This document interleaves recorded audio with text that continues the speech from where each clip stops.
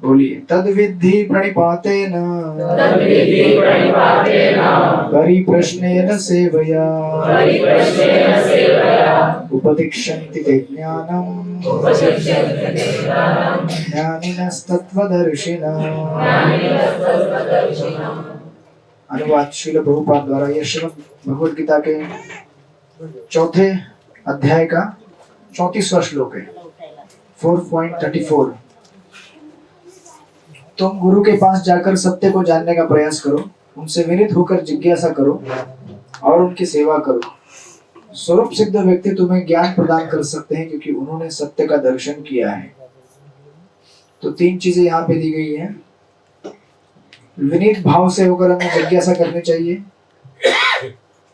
विनीत भाव से होकर जिज्ञासा करते समय, चैलेंजिंग रूप में नहीं, अरे बताइए हमको क्या होता है, ऐसे नहीं, नम्र होकर कि मुझे जानना है। और उसके साथ साथ हमें सेवा करना जरूरी है उनका, क्योंकि सेवा करने के बाद ही हम लोग क्या हो सकते हैं, नम्र होकर विनीत भाव से जिज्ञासा कर सकते हैं। बिना सेवा के, सेवा क्या है ना, सेवा एक ऐसा चीज है जो आप जो ज्ञान लेते हैं उसको पचाने में मदद करता है। जैसे आप लोग कुछ खाते हैं तो आपके शरीर में एंजाइम करके रहता है, उसको इंग्लिश में एंजाइम बोलते हैं, हिंदी में क्या बोलते हैं आप लोग एंजाइम को? किधर गए हमारे राजेश पांचाल प्रभु? आए नहीं आज? डायरेक्टर एंड प्रोड्यूसर यात्रा के, उसे मराठी में क्या बोलते हैं? पाचक द्रव्य, पाचन शक्ति। पाचन शक्ति और पाचक द्रव्य में अंतर है, ठीक है? माता जी ने ट्राई किया, रियल एस्टेट वाली माता जी ने काफी ट्राई किया। तो हाँ, जैसे लार रहती है ना हमारी, कुछ खाने की चीज देखते लार निकलती है, इसका मतलब है कि वो उसको पचाने की प्रक्रिया तब से चालू होती है, राइट? तो उसी प्रकार कुछ केमिकल्स रहते हैं जो स्रावित होते हैं, जो क्या करते हैं, खाने को पचाते हैं। उसी प्रकार सेवा जो है एक ऐसी चीज है जिसको पचाने के लिए, ज्ञान जो है उसको आत्मसात करने के लिए, उसको पचाने के लिए हमें सेवा करना जरूरी है। बिना सेवा किए ज्ञान हम लोग डाइजेस्ट नहीं कर सकते। इसीलिए कई बार ऐसा होता है कि बहुत सारे लोग बहुत ज्ञान लेते हैं लेकिन कहते हैं कि ज्ञान तो हमारे सिस्टम में उतर ही नहीं रहा है। रजिस्ट्रेशन किया था आपने? नहीं।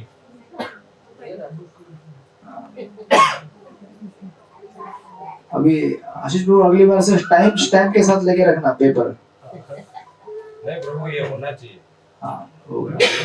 अभी हमारे कंफ्यूज, ये बैठने में ही समझ जाता है। होगा होगा, अभी बोल दिया ना आज। तो इसीलिए सेवा करना बहुत जरूरी है। बिना सेवा के हम लोग किसी ज्ञान को आत्मसात नहीं कर सकते, राइट? इसलिए प्रभुपाद लिखते हैं तात्पर्य में, आगे आइए, आगे आइए, थोड़ा थोड़ा इधर आ जाओ, आप इधर आ जाओ, मेरे पास आ जाओ। अच्छी तरह से, अच्छे बच्चे आ जाओ, आगे आ जाओ, आगे आ जाओ, आगे आइए, सब लोग आगे आइए। आपकी सेवा का फल है ये। आप लोग भी इधर स्पेस है तो आगे आइए, प्रभु लोग आगे, पीछे से आगे आएंगे, आगे आइए। तो मृदंग को उधर पीछे दे दो ना, पीछे रख दो मृदंग, 2 आदमी सेट हो जाएंगे उधर, बस।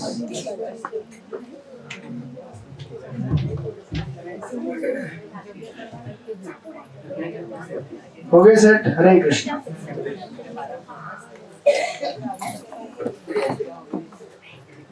प्रभुपाद कहते हैं, निसंदेह आत्मा साक्षात्कार का मार्ग कठिन है, अतः भगवान का उपदेश है कि उन्हीं से प्रारंभ होने वाली परंपरा से प्रामाणिक गुरु की शरण ग्रहण की जाए। इस परंपरा के सिद्धांत का पालन किए बिना कोई प्रामाणिक गुरु नहीं बन सकता। भगवान आदि गुरु हैं, अतः गुरु परंपरा का ही व्यक्ति अपने शिष्य को भगवान का संदेश प्रदान कर सकता है।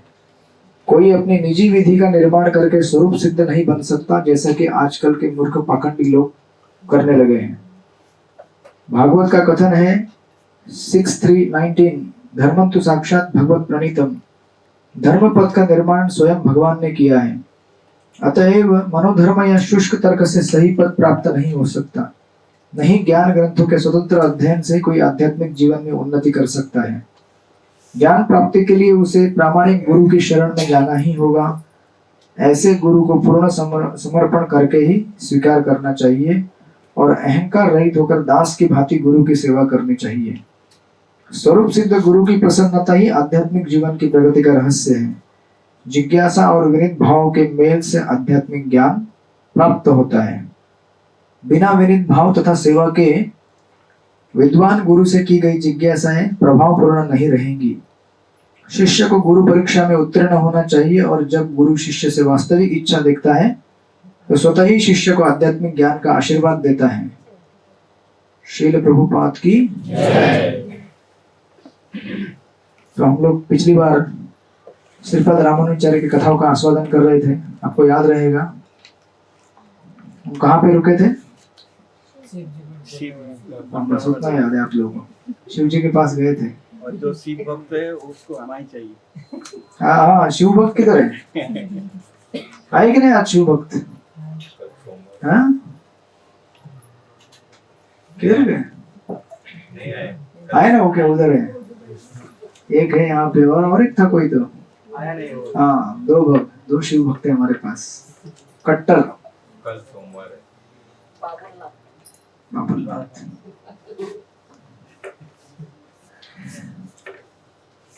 तो हम देख रहे थे किस प्रकार रामानुजाचार्य के भाई कजिन, उनका नाम था गोविंदा, बराबर। उनका आध्यात्मिककरण श्री शैव संप्रदाय से वैष्णव संप्रदाय में कन्वर्जन चालू था। तो हमने एक लंबा सीरीज देखा था, क्या क्या बोल रहे थे वो। श्री शैलपूर्ण आशीष प्रभु बोल रहे थे कि हमें समझ में नहीं आता है क्या चल रहा है, कहाँ चल रहा है। आप लोगों को समझ में आता है? समझ में आ रहा है ना? आशीष प्रभु के पीछे मैनेजमेंट करते रहते हैं ना, इसीलिए। अभी बाहर है क्या? हाँ। क्या हुआ उनको, बाहर क्यों गए? Out of range. क्यों? वो मुझे मेरी वजह से यहाँ पे बैठने को तकलीफ, तो मैं बाहर खड़ा रहता हूँ। कहाँ है ना जगह? अभी बैठ जाओ, अभी हो गया खत्म। बाहर गए। अच्छा, है नहीं उधर? नहीं है। अभी आएंगे तो बैठो, अभी कोई नहीं आएगा, हो गया। बैठ जाओ अभी सब, बैठ जाओ। एकदम गार्ड की तरह क्यों खड़े हो? बैठो, अभी है ना जगह बैठने के लिए? हाँ, गोद में बैठा लो एक दूसरे को। तो रिक्शा में बैठते हैं ना, वैसा। ये भी रिक्शा ही है, कोपोली की रिक्शा। तो हम देख रहे थे कि किस प्रकार अनेक अनेक तरीके से प्रचार कर कर श्री शैलपूर्ण ने रामानुजाचार्य के भाई गोविंदा, उनको कन्विंस कर दिया कि आपका वास्तविक धर्म क्या है? भगवान विष्णु की पूजा करना। तो हम कतई शिव जी के अगेंस्ट नहीं है। शिव जी भी ऐसे व्यक्ति हैं जो भगवान विष्णु की पूजा करते हैं, राइट। तो आपको मैंने स्टोरी सुनाया था चंडीदास का, कि किस प्रकार चंडीदास पहले चंडी के भक्त थे, बाद में उनके भाई जो शालिग्राम के पूजक थे, उनकी कृपा से वैष्णव भक्त बन गए, विष्णु के भक्त बन गए। याद है ना आप लोगों को कथा हो? तो उसी क्रम में जब हम देख रहे थे, तो आपको याद रहेगा कि कालाहस्ती, जहां पे गोविंदा जो सेवा कर रहे थे भगवान शिव का, जब उन्होंने इस प्रकार उनका कंप्लीट ट्रांसफॉर्मेशन जब हुआ, जब उन्हें पता चला कि भगवान विष्णु ही सबसे महान है और शिव जी उनके दास है, अगर मैं भगवान विष्णु की सेवा करूंगा तो शिव जी भी अपने आप में प्रसन्न हो जाएंगे मुझसे। तो उस समय कालाहस्ती मंदिर के जो प्रबंधक थे वो आए और उन्होंने गोविंदा का हाथ पकड़ा, बोले कि ये सब क्या कर रहे हो? आप तो टेंपल प्रेसिडेंट हो इधर के। टेंपल प्रेसिडेंट मतलब चाबी का इतना बड़ा गुच्छा होता है, बराबर ना? तिजोरी किसके लिए? भगवान की सेवा के लिए। तो गोविंदा ने कहा कि ये लो तुम्हारी चाबियां, ये तुम्हारा पोस्ट, अभी मुझे कुछ नहीं चाहिए, मैं जा रहा हूँ सेवा करने के लिए श्रीरंगम। तो उस समय जितने भी कालाहस्ती के सब मैनेजर लोग थे, प्रबंधक, वो एक्चुअली इनके पास आए, श्री शैलपुराण के पास, जिन्होंने ये सब कार्यक्रम कंप्लीट कर दिया था। और उनको बोलने लगे कि सर आपको ये ठीक नहीं लगता है क्या, मतलब आपको ये ठीक नहीं लगना चाहिए कि आप हमारे एक व्यक्ति का ब्रेन वॉश करके लेके जा रहे हैं। ब्रेन वॉश बाहर के लोग आपको बोलते होंगे ना, हरे कृष्णा वालों ने ब्रेन वॉश कर दिया है, ये लोग खाने में कुछ मिला के खिलाते हैं, कुछ अफीम या कुछ तो डाल देते हैं, इसलिए वो खाने की वजह से चक्कर आता है उनको और भूल जाते हैं, केवल हरे कृष्णा हरे रामा करते रहते हैं। बोलते हैं ना आपको, तो सही बोलते हैं कि गलत बोलते हैं?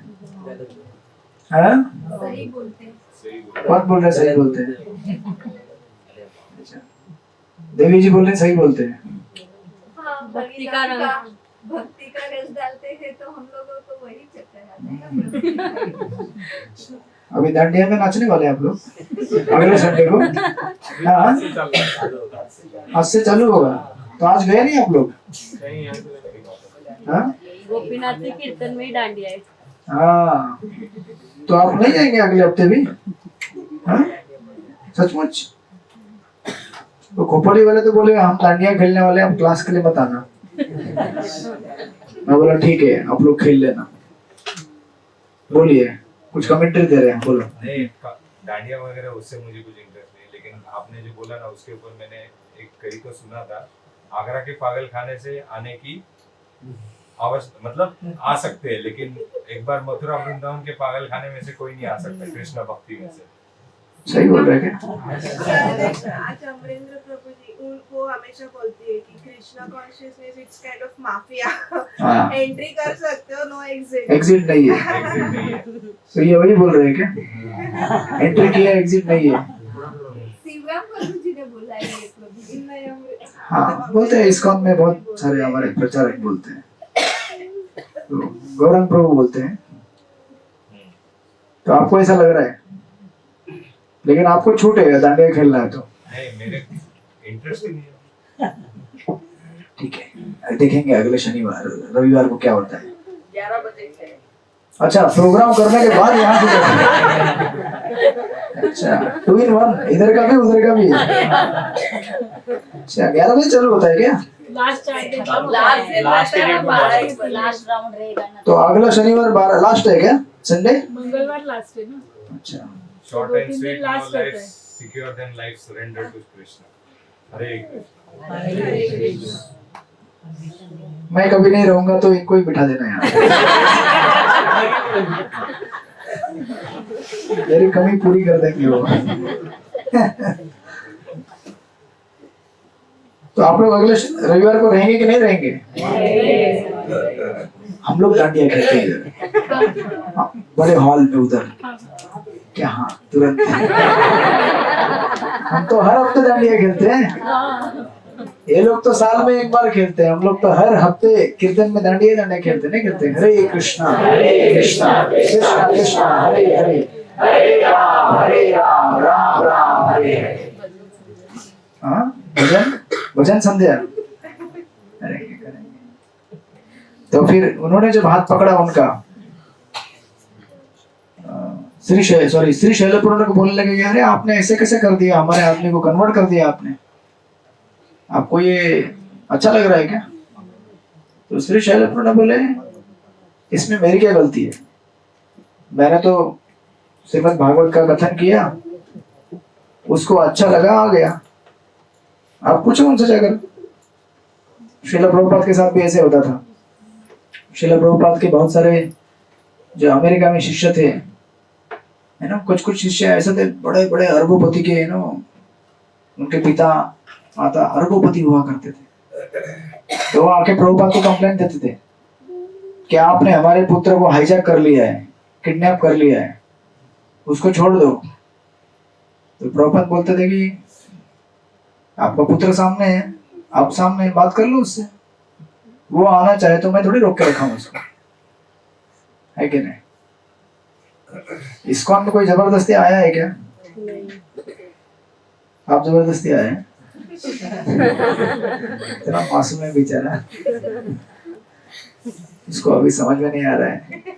जब बड़ा होएगा तो बोलेगा अरे यार मेरे को हाईजैक कर लिया इस्कॉन वालों ने, बचपन में मुझे क्या पता नहीं खिलाया लोगों ने प्रसाद में। तो किसी ने तो आपको जबरदस्ती नहीं किया, अपनी इच्छा से आए हैं, अपनी इच्छा से ही जाएंगे आप लोग अगर जाना है तो भी। या फिर अगर किसी का अपराध कर देंगे भक्तों का तो फिर भगवान हमको आउट कर देंगे, है ना? इसलिए भक्तों के साथ बड़ा सावधानी से रहना चाहिए, भक्तों का अपमान नहीं करना चाहिए, क्योंकि भक्तों का अपमान सबसे बड़ा भक्ति में बाधा है। अगर हमने किसी भक्त का अपराध कर दिया तो उससे जो श्राप मिलता है उस श्राप को कोई नहीं रोक सकता, बड़ा भयंकर श्राप है वो। इसलिए भक्तों के साथ बड़ा सावधानी से रहना चाहिए, है ना? तो श्री शैलपुर ने बोले कि मैं कुछ नहीं कर सकता, वो उनका नाम था उस समय वहां पे नयनर, बोले जाकर देखो अपने नयनर से मिलो, मेरा उसमें क्या है, मैंने कुछ नहीं किया है। तो उस समय उनको समझ में आया फिर काला हस्ती के मैनेजर लोगों की अभी हो गया काम, अभी सत्य क्या है बोलना पड़ेगा। फिर उन्होंने बोला श्री शैलपुर को कि आपको पता नहीं हमको एक सपना आया था 2 दिन पहले। बोले क्या सपना आया था? बोले उस स्वप्न में हमने देखा कि हमको भगवान शिव प्रकट होकर दर्शन दे रहे हैं, और भगवान शिव हमें कह रहे हैं कि देखो इस पृथ्वी पर अनेक अनेक युगों में भगवान के अनेक अनेक अवतार और भक्तों ने अवतार लिया है। जब जब धर्म का ग्लानि होता है तब तक भगवान तो आते हैं, लेकिन साथ साथ भगवान के भक्त भी आते रहते हैं, जैसे श्रील प्रभुपाद आए, ऐसे कई अनेक भक्त हैं जिन्होंने इस जगत में अवतार लिया हम सबका उद्धार करने हेतु। तो कहने लगे कि अभी वर्तमान में 3 पर्सनैलिटी उन्होंने अवतार लिया है, विश्वक्सेन, अनंत और वैनतेय। विश्वक्सेन यानी भगवान विष्णु। तो कहने लगे कि भगवान विष्णु के अवतार में यमुनाचार्य आए हैं, और अनंत के रूप में आए हैं श्रीपाद रामानुजाचार्य, और वैनतेय यानी कि गरुड़ जी, उनके अवतार में आए हैं गोविंदा। ये शास्त्रों का कथन है, ये 3 भगवान के अपने अपने अलग अलग अवतार माने जाते हैं। तो कोई साधारण पर्सनैलिटी नहीं थे लोग। रामानुजाचार्य स्वयं अनंत शेष के अवतार हैं, यमुनाचार्य स्वयं विश्वक्सेन के अवतार है, और गोविंदा ये स्वयं गरुड़ जी के अवतार है। और कहते इतना ही नहीं, हमें इतना शिव जी ने कहा कि उनको मदद करने के लिए शंख और चक्र जो भगवान के हैं वो 2 रूप लेकर आए हैं, दाशरथी और कुरेश। जो हमने देखा था ना कुरेश के बारे में, जो पूरा गांव से सब कुछ बेच बाज के आए थे श्रीरंगम सेवा करने के लिए। तो जितने भी ये लोग हैं ये कोई साधारण लोग नहीं, ये भगवान के अंतरंग पार्षद हैं, ये किसने कहा? शिव जी ने कहा काला हस्ती के मैनेजर लोगों को, कहा कि देखो ये कोई साधारण व्यक्ति नहीं है, ये सब भगवान और भगवान के अनेक अनेक भक्त हैं जो इस समय इस जगत में हम सबका उद्धार करने हेतु अवतरित हुए हैं, इसीलिए इनको जाने दो। और उन्होंने कहा, भगवान शिव ने उन्होंने कहा कि Vaishnavas are free people, Vaishnavas are free people, interfere not, let them alone. Vaishnav लोग ऐसे हैं जो किसी के बेवजह किसी के जीवन में दखलंदाजी नहीं करते। सिर्फ हमको प्रचार करना है तब हम जाके पूछते लोगों से, अदरवाइज हमारा किसी से कुछ लेना देना नहीं है। बोले भगवान के भक्त फालतू में किसी के जीवन में इंटरफेयर नहीं करते, उनको आप छोड़ दो, उनके साथ इंटरफेयर मत करो, नहीं तो भारी पड़ेगा आपको। किसने कहा? शिव जी ने कहा। बोले वैष्णवों के साथ कभी भी बेवजह डिबेट मत करो, कि वैष्णव का अगर श्राप लग गया तो उसे कोई नहीं बचा सकता आपको, है ना? वैष्णव का रास्ता एकदम साफ रहता है, वो और भगवान और भक्तों की सेवा। और अगर हमने सोचा कि ये भक्त ऐसा है, वो भक्त वैसा है, वो ऐसे बैठता है, वैसे खाता है, ऐसे देखता रहता है, क्लास में ऐसे बैठता है, ऐसे क्यों नहीं बैठता वो? अच्छा, प्रसाद देते समय ऐसे ऐसे खाता है, ऐसा हाथ ऊपर करके। कुछ लोग ऐसे खाते हैं, ऐसा उठा के, ऐसा देखा है आपने? ऐसा वो मतलब स्पर्श नहीं होने देते हाथ और मुख का, ऐसा देखा आपने? हाँ, मेरा लड़का ऐसा करता है। क्या करे, उसका अपना पर्सनैलिटी ट्रेट है वो। तो अभी ये देखकर आपको ये नहीं बोलना चाहिए कि अरे ये ऐसा कैसा है यार, मैं तो हाथ से बराबर खाता हूँ, है ना? स्पेशली महाराष्ट्रियन लोग ऐसे खाते हैं, बराबर ना? नहीं? अच्छा, काही काही जण टॉस करे. टॉस। हा तसं असं खायचं असं. अच्छा, साउथ इंडियन ऐसा हा साउथ इंडियन ऐसे खाएंगे देखो अभी किसको किसका नाम लेंगे ये लोग अभी। साउथ इंडियन ऐसा खाते हैं। 5 उंगलियों से पाँच खाता है। उंगलियों से मोतीचूर का लड्डू बना के सीधा मुंह में निकाल देते हैं। और पूरा हाथ खराब होता है मुंह भी पूरा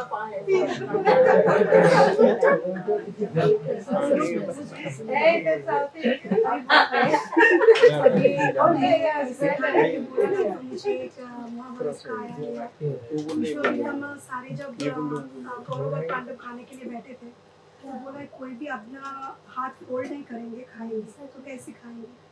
तो जो कौरव थे तो डर गए खाएंगे कैसे, हाथ अगर नहीं फोल्ड होगा तो फिर कैसे खाएंगे। तो पांडव ने सिखाया कि कैसे खाना है, हाथ बिना फोल्ड करके एक दूसरे को खिला सकते हैं। तो पांडव ने उनको सिखाया कौरव को कि अगर प्यार होगा ना तो कभी भी कोई भी मुसीबत के सामने हम कर सकते हैं। एक दूसरे को प्रसाद खिला के युद्ध जीत लिया। और पांडव कौरव सोचने लगे अरे कैसे खाऊंगा मैं। कौरव तो ऐसे खा रहे थे उल्टा करके, फिर सब गिरा था नीचे। और पांडव ने उनको सिखाया कि एक भाई दूसरे भाई को खिला रहे थे तो वो देख तो यही तरीका है। तो अगली बार अगर आप लोग किसी को देखेंगे ऐसा खा रहा तो आप खिलाना उनको। अगर आपको उनका तरीका पसंद नहीं आया तो आप खिला देना आपके तरीके से।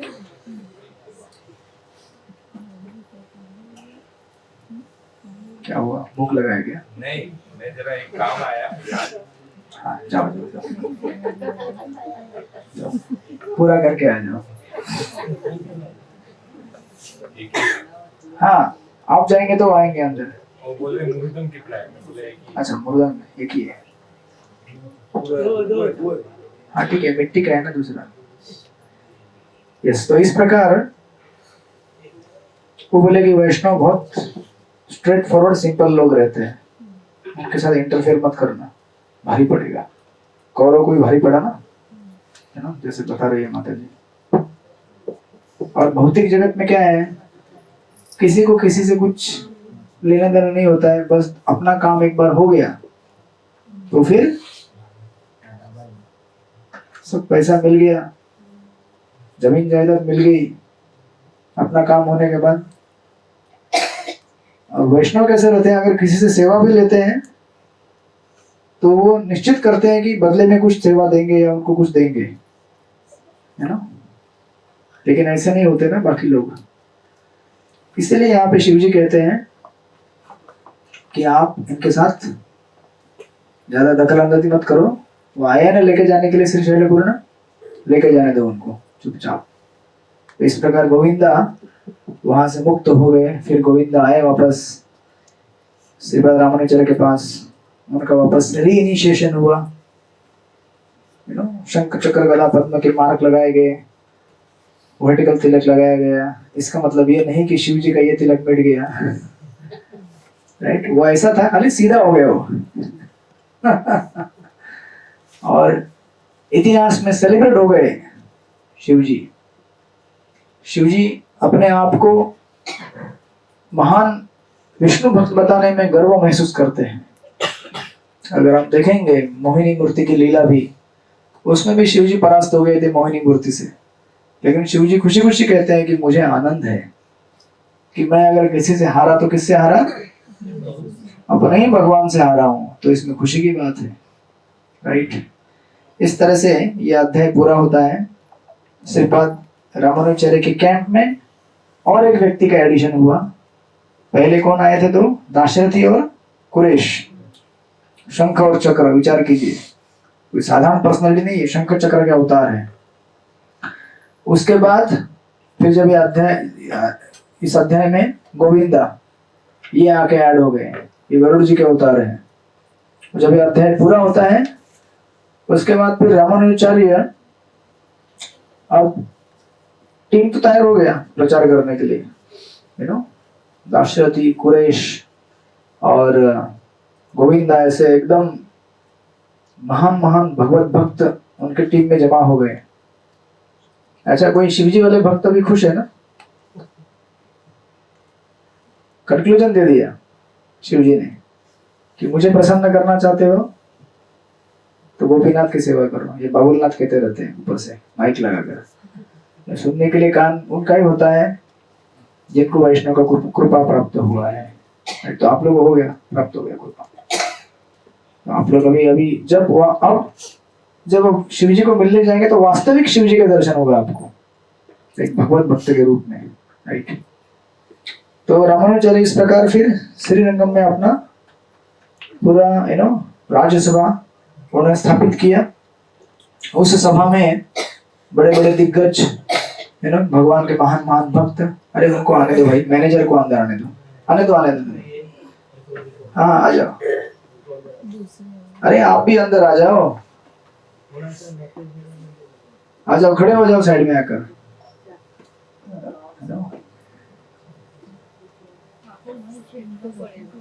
तो इस प्रकार जब श्रीरंगम में almost Ramanujacharya kind of settle हो गए थे, उस समय की बात है कि यमुनाचार्य उनके जाने की वजह से कमी था।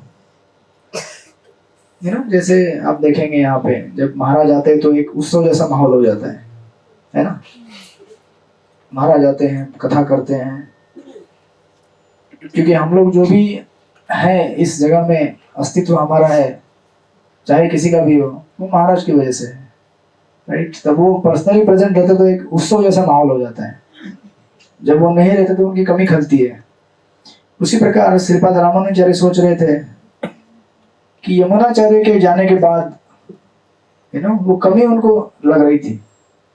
और यमुनाचार्य ने जिस प्रकार कहा था कि अगले आप सक्सेसर हैं और शिक्षा जो है आपको महापूर्ण से मिलेगी, उनके जो डिसाइपल थे, उधर बैठने के लिए जगह थोड़ा कर दीजिए, उनको बैठ जाइए, थोड़ा सा आगे आ जाइए। तो श्रीपाद रामानुजाचार्य सोच रहे थे कि अभी आगे इस संप्रदाय की परंपरा को, शिक्षा को कैसे बढ़ाया जाए। उस समय उन्होंने महापूर्ण, आपको याद रहेगा, महापूर्ण और उनकी पत्नी कांचीपुरम में आके रहे थे कुछ दिन तक। लेकिन रामानुजाचार्य जब गृहस्थ आश्रम में थे तो उनकी पत्नी ने और महापूर्ण की पत्नी में क्या हो गया था, झगड़ा हो गया था। तो ये सब बाद में सेटल हो गया, रामानुजाचार्य ने संन्यास भी ले लिया, है ना। तो उस समय रामानुजाचार्य सोच रहे थे कि क्या मेरे गुरु महाराज अभी भी मुझसे नाराज लगता है ना, वो पुराने एपिसोड्स याद कर कर। तो सोच रहे थे कि मैं महापूर्ण के पास जाकर जो और शिक्षाएं हैं उनको प्राप्त करूं। जब ये विचार कर रहे थे तो उनके हमारे मन में रहता है ना कि अरे यार, इस डिवोटी को मैंने एक दिन ऐसा बोला था, लगता है अभी तक अपने मन में रखा हुआ है, कहीं प्रॉब्लम सॉल्व तो नहीं हुआ अभी तक, भले कितना भी आप पैचअप कर ले लेकिन मन में एक रहता है। तो रामानुजाचार्य ही सोचकर उनके पास गए विनीत भाव से, बोलने लगे, गुरु महाराज पहले मुझसे अपराध हुए थे, उसके लिए मैं क्षमा चाहता हूँ। मुझे अभी और भक्ति का ज्ञान अर्जित करना है और दिव्य प्रबंध जो लिखे गए हैं अपने संप्रदाय में उनके बारे में मैं और जानना चाहता हूँ। तो महापूर्ण के हृदय में तो ऐसा कुछ था नहीं। तो उस समय महापूर्ण ने कहा कि मुझे जितना पता है मैंने आपको दे दिया और मैं आपको बताता हूँ, लेकिन आपको ज्ञान और प्राप्त करने हेतु और एक हमारे आचार्य हैं, उनका नाम है गोष्ठीपूर्ण। तो आप कृपया क्या कीजिए, उनके पास जाइए। तो महापूर्ण ने जितना उनको हो सकता था समझा दिया, पढ़ाया और जितना भी था। उसके बाद उन्होंने कहा कि गोष्ठीपूर्ण करके आचार्य हैं जो कि श्रीरंगम से थोड़ा दूर रहते हैं, वो जगह का नाम है तिरुकोट्टियूर करके जगह है। यहाँ पे साउथ वाले ज्यादा लोग नहीं है, 1-2 ही लोग हैं, और ये तमिलनाडु की जगह है, आपको मालूम नहीं रहेगी। तो बोले कि आप क्या करो, गोष्ठीपूर्ण नाम के आचार्य हैं, तिरुकोट्टियूर में रहते हैं, उनके पास जाकर उनसे भगवत ज्ञान और प्राप्त करो। तो अभी इस समय रामानुजाचार्य देखिए, ज्ञान प्राप्त करने के लिए और भगवान के बारे में जानने के लिए कितनी जिज्ञासा होनी चाहिए, ये कथा से आपको पता चलेगा। तो रामानुजाचार्य श्रीरंगम से तिरुकोट्टियूर, जो कि वहां से बहुत दूर था, खुद चले गए गोष्ठीपूर्ण के पास, और गोष्ठीपूर्ण के पास जाकर नीचे झुककर दंडवत करते हुए उनको बताने लगे कि मैं आपसे कुछ शिक्षा ग्रहण करने के लिए आया हूँ, मुझे महापौर्ण ने भेजा है, आप कृपा करके मुझे शिक्षाएं दीजिए, शास्त्र के बारे में बताइए। तो गोष्ठीपूर्ण बोलने लगे, मैं क्या सिखा सकता हूँ आपको, मैं कौन हूँ और मुझे किसको सिखाना है। जबकि महापौर्ण ने बोला था कि आप जाओ, गोष्ठीपूर्ण नहीं आपको सिखाएंगे, यमुनाचार्य ने बोल के रखा है। लेकिन देखिए, कभी भी हमें खास करके आध्यात्मिक लाइन में, अगर आपके पास कोई आता है, अरे आप तो बड़े विद्वान हैं, आप इतने बड़े ये हैं, तो हमें ये नहीं समझना चाहिए कि मैं बड़ा विद्वान हूँ, अरे मुझसे पढ़ा लिखा तो कोई नहीं, अरे आओ इधर बैठो, चला बैठो इधर, अच्छा क्या सीखना चाहते हो आप। ऐसे नहीं, हमें ये भी समझना होगा कि सिखाने वाले हम नहीं है, हमको भगवान माध्यम बनाकर किसी से कुछ सिखाना चाहते हैं। तो हमें हमेशा याद रखना, इसीलिए देखिए, ये जो विनीत भाव कहा गया है वो केवल शिष्य के लिए नहीं, बल्कि शिक्षा देने वाले के लिए भी विनीत भाव होना चाहिए। क्योंकि विनीत भाव जब रहेगा तभी आपके हृदय से शुद्ध ज्ञान प्रकट हो सकता है। ज्ञान मतलब ये नहीं कि आपने कोई बुक पढ़ लिया या मेमोराइज कर लिया कोई श्लोक तो आप ज्ञानवान हो गए। ज्ञान मतलब ऐसा जो शुद्ध भाव में आपके हृदय से निकलता है तो सामने वाले के हृदय में स्ट्रेट जाता है। नहीं तो आप सोचिए ना, संसार में गीता के 700 के 700 श्लोक कंठस्थ करने वाले कितने लोग हैं, है कि नहीं। तो फिर अगर हम ऐसा सोचते हैं कि ये लोग संसार में इतने पढ़े लिखे लोग हैं तो ये लोग संसार का परिवर्तन क्यों नहीं कर पाते। किसी भी व्यक्ति को ये बोलना कि आप 4 नियम पालन करो और 16 माला जप करो, ये कोई खाने की चीज नहीं है। आज संसार में सभी लोग 4 नियम तोड़ना चाहते हैं और हम उनको बोलते हैं 4 नियम पालन करो, और रेडी भी हो जाते हैं आदमी। क्यों? क्योंकि प्रभुपाद की परंपरा में जो भी भक्त आए हैं वो इस प्रकार का सिस्टम प्रभुपाद ने बना के रखा है कि जो उनको सिस्टमेटिकली फॉलो करेगा उसमें एम्पावरमेंट आता है ना। क्योंकि यहाँ पे क्या है, यहाँ पे कोई ऐसा ज्ञान का एकेडमी नहीं है कि आप आइए यहाँ पे और आप यहाँ से एक पीएचडी करके बाहर निकलेंगे, भक्ति का पीएचडी, ऐसा कुछ है क्या यहाँ पे। हम लोग यहाँ भक्ति का पीएचडी करने के लिए नहीं आए हैं, मतलब ऐसा ज्ञानवान बनकर एकदम अरे आज तो संस्कृत में ऐसा मैं बोल लेता हूँ या फिर मैं इतने श्लोक गा लेता हूँ। नहीं, आपके भक्ति का प्रभाव तब दिखेगा जब आपके पास बहुत ज्यादा है फिर भी आप नम्र रहेंगे।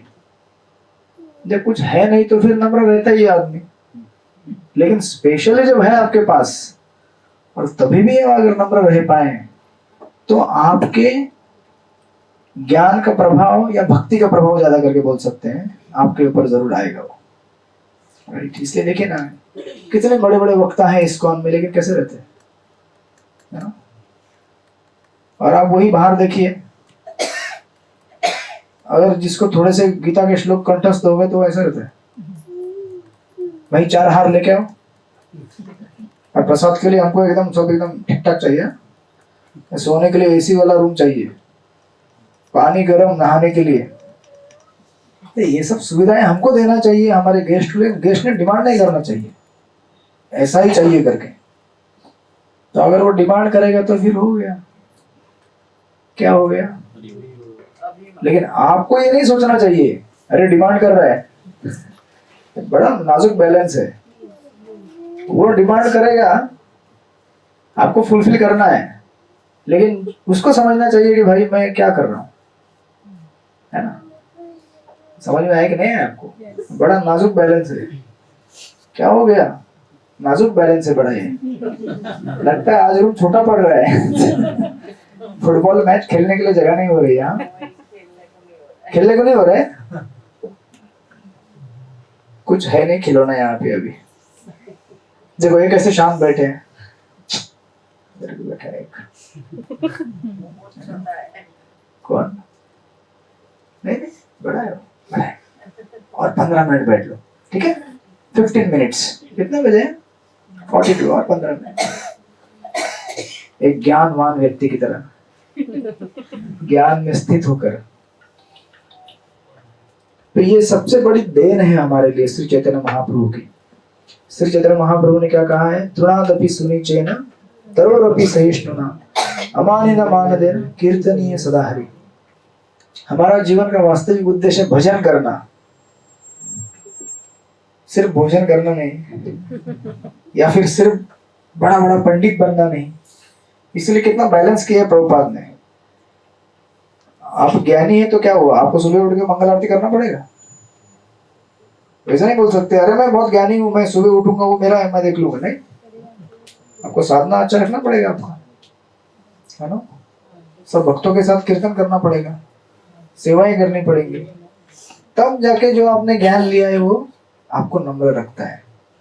नहीं तो अनावश्यक के ज्यादा ज्ञान लेकर भी लोग, वो आपके लिए पॉइजन बन जाएगा, राइट? इसलिए कितना बैलेंस है ना अप्रोच है श्रील प्रभुपाद का।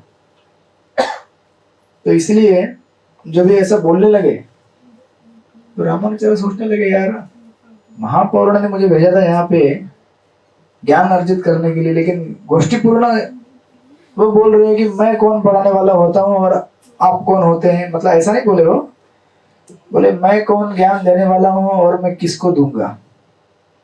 इनडायरेक्टली बोलना चाहते थे।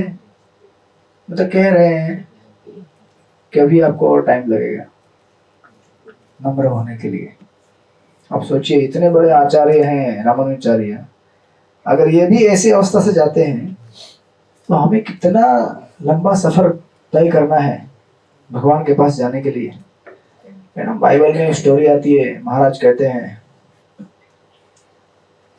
जीसस ने बाइबल में एक कोटेशन दिया है, meek shall inherit the kingdom of God. Meek यानी मीक एंड हम्बल, जो नम्र रहता है वो भगवान का धाम प्राप्त कर सकता है। और वही चैतन्य महाप्रभु ने कहा तृणादपि सुनिचेन, है ना? आपको मैंने बताया था कि नहीं याद नहीं मुझे, बट एक बार बाइबल ये जीसस के लाइफ में स्टोरी आता है, तो महाराज बताते हैं अपने लेक्चर में। सुना ही लगता है किसी ने। तो एक बार जीसस, एक फेरेसी करके लोग रहते हैं, फेरेसी क्रिश्चियनिटी में जैसे हमारे ब्राह्मण लोग रहते हैं ना। अभी ब्राह्मण लोग कैसे रहते हैं? चतुर्वेदी, द्विवेदी, त्रिवेदी। कोई है यहाँ पे? कौन है? आप है? कौन है? कोई नहीं है? हाँ ठीक है, तो फिर खुले आप बोल सकते हैं। अच्छा आप किधर है? ठीक है। चतुर्वेदी यानी कि 4 वेद जानने वाले, त्रिवेदी यानी कि 3 वेद जानने वाले, द्विवेदी यानी कि 2 जानने वाले, और एक वाला मुझे पता नहीं क्या है। वेदी? अच्छा खाली वेद। अच्छा आपको पता है? हाँ, मेरी फ्रेंड उनका सब। अच्छा वेद प्रकाश शर्मा। तो अभी कैसा होता है कि जितना ज्यादा एजुकेशन इस भौतिक जगत में, उतना ज्यादा हमसे ज्यादा पढ़ा लिखा कोई नहीं है। ये सब हरे कृष्णा वाले आने के बाद से हरि बोल कर दिया है सब सिस्टम का, यानी कि धंधा चौपट हो गया हमारा। तो तुकाराम महाराज की कथा में हम देख रहे थे ना, रामेश्वर भट्ट, वो कैसे करते हैं, डर लगता है उनको। अभी रामानुजाचार्य की कथा में भी आएगा। ऐसे संसार में बहुत सारे लोग रहते हैं। तो कुछ ऐसे ब्राह्मण पंडित होते हैं उनके श्रीरंगम के मंदिर में, जो उनको पॉइजन खिलाते हैं रामानुजाचार्य को, ये सोचकर के जब से यहाँ आया है तब से हमारा कोई नाम लेता ही नहीं है। सब लोग खाली रामानुज रामानुज करते जा रहे हैं। तो आगे कथा बाद में आगे। तो क्या बता रहा था मैं, द्विवेदी, त्रिवेदी, चतुर्वेदी, वेदी। तो इस भौतिक जगत में जितना हमें ज्ञान है उस ज्ञान से हमको अहंकार हो जाता है। लेकिन आध्यात्मिक प्रक्रिया ऐसी है कि जब तक आप अहंकार को कम नहीं करेंगे तब तक आप एक बूंद भी बड़े नहीं है भक्ति में आगे। तो जब जीसस क्राइस्ट एक बार ऐसे लोगों से मिलने जाते हैं उनके घर में, उनको फेरिसीज बोलते हैं, जो कि इक्विवेलेंट टू ब्राह्मण ऑफ इंडिया। जैसे भारत में ब्राह्मण कम्युनिटी है वैसे उनके पुण्य कर्म करने वाले लोग रहते हैं। क्रिश्चियनिटी में उनको फेरिसीज बोलते हैं, ब्राह्मण जैसे लोग रहते हैं। तो उनके घर में प्रसाद के लिए बुलाया जाता है उनको, जीसस को। ये यूनिवर्सल है, हर जगह पे प्रसाद के लिए बुलाना साधुओं को, हर धर्म में पंथ में करते हैं। तो ये जाते हैं उनके पास, सब घर में मेहमान बैठे हैं, जीसस क्राइस्ट भी आते हैं, बैठते हैं, और सब ब्राह्मण बैठे हैं, मतलब उनके जो क्रिश्चियनिटी में रहते हो। जो होस्ट रहेगा उसको कैसा लगता है, अरे मैं आज साधु को बुलाया हूँ घर पे प्रसाद के लिए, मेरे बाजू वाले ने नहीं बुलाया, मैंने बुलाया। एक अपना अपना रहता है ना, नहीं होना चाहिए वो, लेकिन लोगों को हो जाता है ना। सबका अपना अपना कंपटीशन रहता है, अपने अपने क्या बोलते हैं उसको, कॉन्सेप्शन के हिसाब से। तो आपके घर में भी मैं आया हूँ, आपको ऐसा नहीं लगा है कभी, मैं ऐसा नहीं बोल रहा हूँ लेकिन हमें नहीं लगना चाहिए कि ऐसा गर्व नहीं होना चाहिए। मेरे घर में देखो ब्राह्मण आए हैं प्रसाद के लिए, इनके घर में कभी कोई ब्राह्मण आए क्या, कभी बुलाते किसी को, गए गुजरे लोग। तो ऐसा भाव रखेंगे तो हम उनसे भी पतित हो गए, है ना। जिसके घर में कोई नहीं गया वो लोग भगवत धाम चले जाएंगे, हम लोग नहीं जाएंगे। एक बार उधर जीवी में क्लास दे रहा था ऐसे स्टाफ लोगों को, तो कुछ ऐसे स्टाफ क्लास में बैठे थे, तो कुछ उनमें से कुछ स्टाफ बाहर खेल रहे थे, टीवी देख रहे थे इधर उधर। तो क्लास में जो लोग बैठे थे उनका ज्यादा मजा क्या था, क्लास में कितना ध्यान था पता नहीं, उनका मजा ये था आज हम क्लास में बैठे हैं, वो देखो उधर टीवी देख रहे हैं, वो देखो उधर घूम रहे हैं। पागल कहीं का, बेवकूफ कहीं का, मूर्ख कहीं का, हमसे बढ़कर कोई है नहीं। इस भाव से अगर आप कक्षा में बैठेंगे तो क्या हो गया, सबसे बड़ा डब्बू तो आप ही है। मतलब ज्ञान का पहला स्टेप है भक्ति में अपने आप को कम समझना। वही आपने प्राप्त नहीं किया तो आपने फिर क्या प्राप्त किया।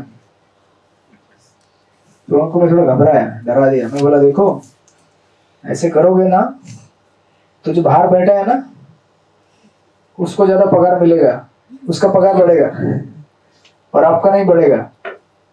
तो वो डर गया थोड़ा, बोला अरे नहीं नहीं नहीं, मेरा भी पगार बढ़ना चाहिए, मुझे भी आशीर्वाद दो। बोला बढ़ेगा तो फिर नम्र रहना पड़ेगा। जो बाहर खेल रहे हैं ना उनके लिए प्रार्थना करो कि वो लोग आने चाहिए। अपने फॉर्चून पे गर्व मत करो, हमारा जो भाग्य है उस पे गर्व नहीं करना चाहिए हमें। उल्टा हमें अगर कुछ अच्छा मिला है भाग्य से तो उस भाग्य की वजह से नम्र होकर हमें प्रार्थना करना चाहिए कि उसको भी ये भाग्य प्राप्त हो जिसको नहीं मिला है। इसको कहते हैं भक्ति में हमने कुछ तो आगे बढ़ने के लिए चेष्टा की है थोड़ी बहुत, राइट। तो जब रामानुजाचार्य उस प्रकार उनको प्रसाद जीसस क्राइस्ट प्रसाद लेने के लिए बैठे थे तो उतने ही समय में एक वेश्या दरवाजे पे आ गई। तो वो सब कपड़े बिखरे हुए थे, बाल बिखरे हुए थे, दोपहर का टाइम था, प्रसाद ले रहे थे सब लोग। तो बेचारी एकदम दिनहीन अवस्था में उस दरवाजे के सामने आकर खड़ी हो गई, जैसे भिक्षा मांगने के लिए आता है उस प्रकार। तो देख रही थी सब लोग प्रसाद ले रहे हैं, जीसस भी देख रहे थे। तो उतने में ये लोग बोले, जो ब्राह्मण लोग थे, बोले हटो हटो यहाँ से, चलो चलो चलो निकलो। अगर तुम हमारे घर में आओगे तो क्या होगा, हमारा घर अशुद्ध हो जाएगा, तुम्हारे लिए कोई जगह नहीं, यहाँ से चलो निकलो हटो। तो जीसस क्राइस्ट ने जब देखा तो उनके हृदय से मतलब एक ऐसा एक कंपैशन निकला, ऐसा एक भयानक सा ऐसा दर्द महसूस हुआ उन्हें कि ये लोग अपने आप को ब्राह्मण बोलते हैं। ब्राह्मण का क्वालिटीज गीता में जो बतलाया गया है, शमो दमो तप शौच, कि हम हमेशा मतलब स्पेशली जो लोग एलिवेटेड है अपने चेतना में, बड़े चढ़े हुए हैं, उनको दूसरों के प्रति करुणा होनी चाहिए, राइट? नहीं तो आपके बड़े होने का क्या फायदा है फिर? आपके पास अगर 1000 1 लाख करोड़ रुपया है, उससे मतलब नहीं होता है। आपके हृदय में कितना करुणा है संसार के प्रति, उससे फर्क पड़ता है। आप कितने पॉपुलर है, उससे कुछ फर्क नहीं पड़ता है। आपके हृदय में कितनी करुणा है और कंपैशन और कैरेक्टर है आपका, उससे फर्क पड़ता है। तो तुरंत जीसस क्राइस्ट बोले उनको, आप लोग हैं मेरे साथ सब लोग? बोले हरि बोल।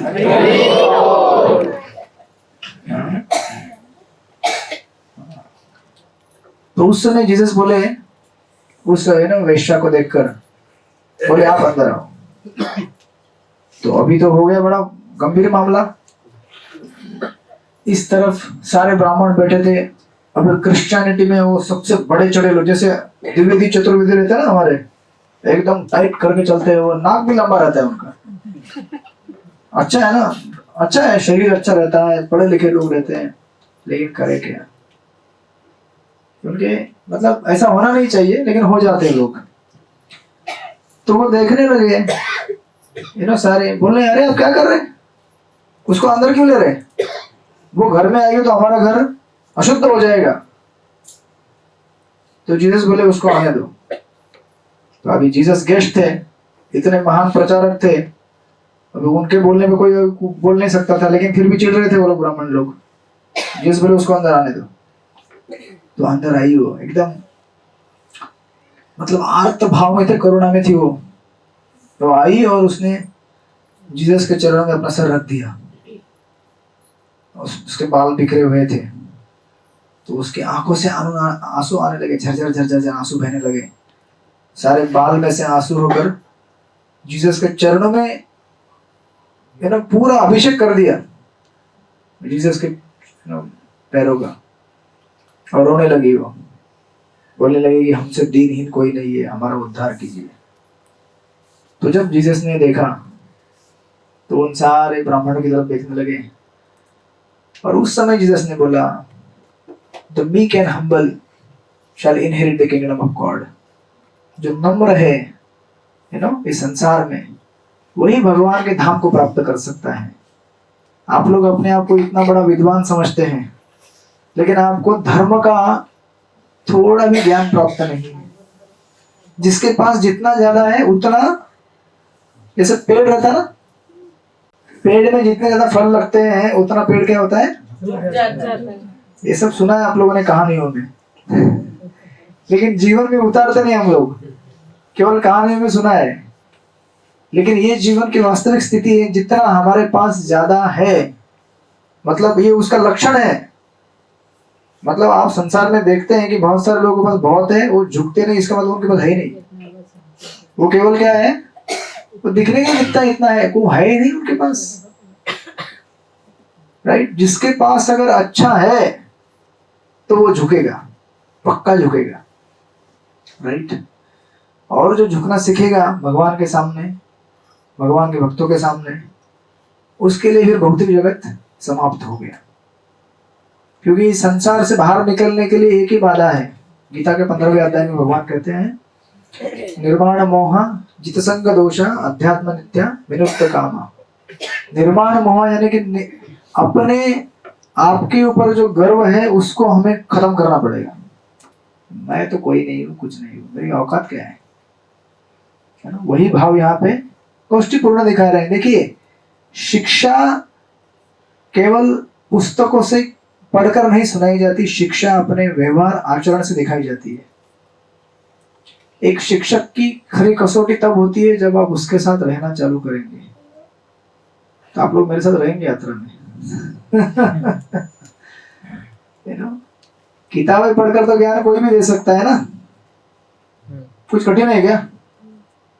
अब प्रभुपाद ने कितना आसान कर दिया है, सब कुछ दे दिया है, लेक्चर दिए हैं, ट्रांसलेशन दिया है, तात्पर्य दिया है, पढ़िए सुनाइए। लेकिन आपकी मेरी कसौटी तो तब होगी जब असली परीक्षा।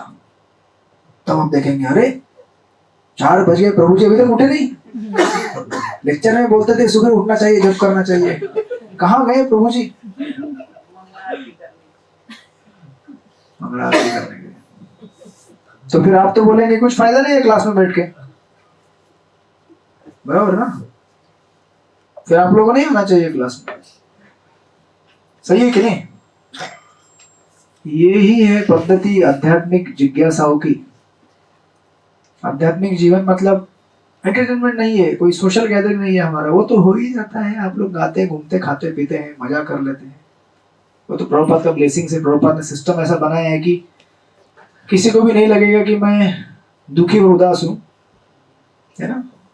जहाँ डांस करने को मिलेगा, जहाँ भोजन मिलेगा, वो भी भगवान का प्रसाद, और जहाँ सारे अच्छे अच्छे लोग मिलेंगे वहां क्या दुख रहेगा? सुखी सुख है ना? लेकिन हमें स्टडीली आगे प्रोग्रेस करने के लिए ये सब क्वालिटीज लाना पड़ेगा अपने अंदर। तो गोष्ठीपूर्ण गीता का ज्ञान देने के पहले ही सिखा रहे हैं, और जिसको समझ में आता है समझ में आता है। इसलिए कहते हैं इंग्लिश में values are not taught but they are caught. Values जो रहते हैं, शिक्षाएं जो रहती है, उनको सिखाया नहीं जाता, उन शिक्षाओं को हमें पकड़ना पड़ता है आचरण देखकर साधुओं का, है कि नहीं? अब देखेंगे अरे भगवान का दर्शन कैसे करना चाहिए प्रेम से। देखते हैं हम भक्त भगवान का दर्शन करते हैं, है ना? आप कभी कभी देखेंगे कुछ लोग ऐसे आते हैं, हरे कृष्णा जल्दी है, अरे थोड़ा 2 मिनट शांति से रुको, है ना? भगवान को देखो, भगवान कैसे दिख रहे हैं, क्या पहना है भगवान ने आज कपड़े, कैसे कैसे गहने लगाए हैं। इस तरह से देखो कि आपका मन पूरी तरह से उनके रूप में लग जाए, है ना? ऐसा नहीं कि चलो भाई मेरा अटेंडेंस लगाने का काम था, डंडवट लगा दिया, चल दिया अभी, अच्छा ही है, लेकिन डिटेल में जाना चाहिए। उसी प्रकार भक्ति में डिटेल में जाना चाहिए। तो गोष्ठीपूर्ण बोले मैं क्या पढ़ा सकता हूँ आपको, और आप मतलब ऐसा नहीं बोले आप कौन होते हैं, लेकिन बोले मैं किसको पढ़ाऊंगा, आप जाइए वापस, हम देखते हैं बाद में कभी देखते हैं। तो विचार कीजिए, रामानुचार्य गए थे तिरुकुट्टी और श्रीरंगम से, जो कि वहां से काफी दूर था, तो बोले जो आज्ञा गुरु महाराज। डिबेट नहीं किया, अरे हम पढ़ने के लिए आए, आप पढ़ाएंगे नहीं पढ़ाएंगे हमको, ऐसे होता है क्या? कोई आतंकवादी पकड़ता है, ये बता रहे क्या है इसका सीक्रेट पासवर्ड, क्या है इस कंप्यूटर का, तो आपको बताना पड़ता है, नहीं तो गोली मार देगा आपको, बराबर ना? लेकिन आध्यात्मिक पासवर्ड ऐसा नहीं होता है, वो आपने बता भी दिया तो भी उसके सिस्टम में उतरेगा नहीं। जो सीक्रेट तो आप सबको बता दिया है, 4 नियम पालन करना है, महामंत्र जप करना है, राइट? हरे कृष्णा कृष्णा कृष्णा हरे हरे, हरे राम राम राम हरे हरे। लेकिन अभी वो महामंत्र कैसे लेना है, उसके लिए तो आपको काफी साल जाएंगे। इस बात को सुन के कोई उदास मत होना, लेकिन ये यूनिवर्सिटी है आध्यात्मिक, जहां पे शिक्षा हमें एवरीडे मिलेगा कि केवल एनरोलमेंट करने से और आंसर पेपर लिखने से यहाँ पास नहीं होता कोई भी। मतलब क्या, तेरा 16 माला हो गया आज का, 4 नियम भी पालन हो गया, लेकिन डिटेल देखना पड़ेगा। अभी वो 4 नियम कैसा था, 16 माला कैसे था, फिर बीच में 4 भक्तों को गाली देके आया है क्या, हाँ? या टेम्पल मैनेजमेंट को गाली देके आया? आज क्या प्रसाद में बनाया था आप लोगों ने, उपमा रसम, कितनी बार आपको बोला थोड़ा अच्छा प्रसाद बनाइए भाई? अभी अच्छा मतलब क्या तुम्हारे हिसाब से? आज खाया क्या? हाँ? आज गुलाब जामुन था, कल था, ये अंदर वाला देखो, अंदर गुलाब जामुन मिलता है, सेवा फल। कल कैसे गुलाब जामुन दिया? अच्छा पार्थ फिश था, ठीक है। बाकी लोग बोलेंगे यार ये लोग क्या बोल रहे, समझ में नहीं आ रहा है। आप सब लोग हैं मेरे साथ? प्रसाद है आज भी? कितना समय हो गया? बस 9। आज तो ज्यादा चलना भी नहीं आपको प्रसाद हॉल तक। दरवाजा खोल दिया, प्रसाद हॉल के अंदर एंट्री, तो ये आध्यात्मिक शिक्षा लेने की विधि होती है। रामानुचार्य बोले नहीं अरे यार ऐसे कैसे, वापस चले आए और वापस आने के बाद चुपचाप बैठे। अभी हम में से अगर कोई ऐसा अगर बड़ी उत्कंठा और इच्छा के साथ जाए और हमारे गुरु महाराज बोले जाओ बेटा अभी नहीं दूंगा बाद में देखा जाएगा, तो हमें कैसा लगता है, अरे मैं इतना टाइम निकाल के गया और ये मेरे को बोलता जाओ। जैसे कि आप मतलब जैसे कॉलेज में कैसा रहता है, क्योंकि हमको आदत कॉलेज का है ना, कॉलेज में गया स्कूल में गया थोड़ा रट्टा मार लिया, नहीं होता ट्यूशन में गया थोड़ा पेपर लिख दिया, अभी पास होना ही है मैंने लिख दिया और आंसर मैंने बराबर लिखा हुआ है। भक्ति शास्त्री कर रहे हैं माता जी, उनको पता है, तो उनको लगेगा कि अभी भक्ति शास्त्र का पेपर मैंने पूरा लिख दिया अभी मैं पास हो जाऊंगी, तो क्योंकि मैं पढ़ा था ना इसलिए बोल रहा हूँ। तो आप हो सकता है पेपर में पास हो जाए लेकिन अपनी चेतना में और वास्तविक जब हमारा सामना जीवन के प्रसंगों से होगा, चार भक्त गाली देंगे यू नो, या फिर कहीं पे ऐसा प्रसंग आया कि आपको भगवान से दूर जाने का कुछ भी हो सकता है ना कुछ समय के लिए, उस समय हमारी चेतना क्या होती है वो बताते हैं कि पास हो गए फेल हो गए। इसलिए ये वाला भक्ति शास्त्र थोड़ा कठिन है लेकिन करना चाहिए कि उससे कम से कम पता चलता है कि क्या स्टैंडर्ड है, राइट। अब जब रामानुजाचार्य इस तरफ आए उसी समय तिरुकोट्टियूर जहां पे गोष्ठीपूर्ण थे, वहां पर उनको एक दिन है ना कुछ श्रीरंगम से लेटर आया। श्रीरंगम मतलब जहां पे रामानुजाचार्य बैठे हुए थे, मतलब रहते थे। ऐसा लग रहा है आप लोग थके हुए हैं क्या आप लोग, या कुछ ज्यादा हेवी बोल दिया मैंने, कुछ नहीं ना? नहीं, जो मैं आपको बोलता हूँ वो मुझे भी एप्लीकेबल होता है। तो ऐसा नहीं है कि मैं केवल आपके लिए बोल रहा हूँ, लेकिन मैं अपने शुद्धिकरण के लिए याद करता रहता हूँ कि ऐसा होना चाहिए। और कुछ बहुत सारा मैं प्लान करके नहीं आता। आशीष प्रभु की तरह उनको पता है 7:30 बजे तक तो मैं कंप्यूटर काम ही कर रहा था। फिर जैसे 5 मिनट थोड़ा थोड़ा इधर उधर देखा, बोला चल थोड़ा पढ़ लेते हैं। फिर भगवत प्रेरणा से जो आता है मैं बोल देता हूँ आपके सामने। तो अगर ज्यादा कुछ बोल दिया तो ये समझना कि भगवान ने बोला है, मैंने नहीं बोला है। कि वही प्रेरणा देते हैं, वही बोलते रहते हैं, राइट। तो ये गोष्ठीपूर्ण श्रीरंगम आ गए किसी फेस्टिवल के लिए। जब गोष्ठीपूर्ण श्रीरंगम में आए तो भगवान के सामने गए तीर्थ लेने के लिए, प्रसाद चरणामृत उनको दिला दिया पुजारी के महाप्रसाद से, और रंगनाथ बोलने लगे गोष्ठीपूर्ण को, सुनो गोष्ठीपूर्ण, रामानुज मेरा प्रिय भक्त है, वो आपके पास शिक्षा लेने के लिए जब आता है तो उसे शिक्षा दो।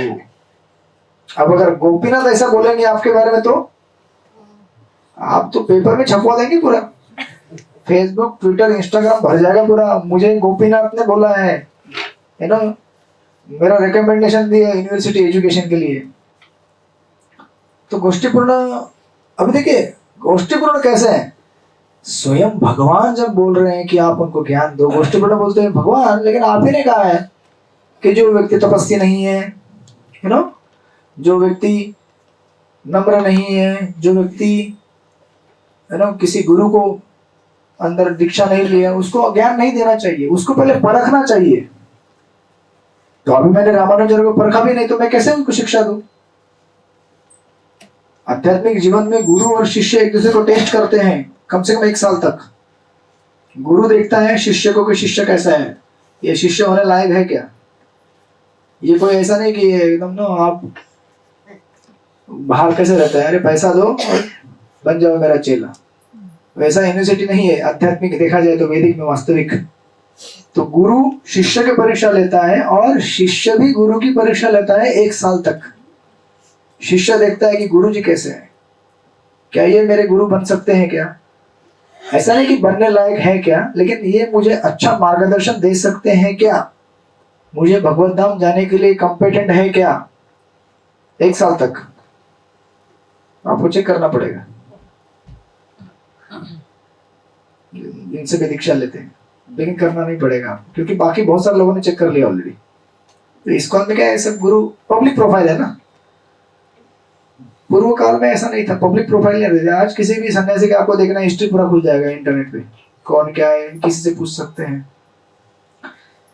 तो रामानुजाचार्य जब ऐसा कहने लगे, सॉरी रंगनाथ कुष्टिपूर्ण से, तो रंगनाथ बोलने लगे नहीं नहीं नहीं, रुको रुको, ये सब नियम किसी सामान्य भक्त के लिए, रामानुजाचार्य के लिए नहीं है, उनके लिए छूट है, वो मेरे विशेष भक्त हैं, तो आपको उनके बारे में सब रूल अप्लाई करने की जरूरत नहीं है। आप जाइए, अगली बार जब आपके पास आएंगे वो, तो आपको उनको शिक्षा देना है, ठीक है। ऐसा बोल के उन्होंने बोल दिया हरे कृष्ण। क्या हुआ माता जी, ठीक है ना? मुझे लगा मैंने हरे कृष्ण बोला तो भूल गए।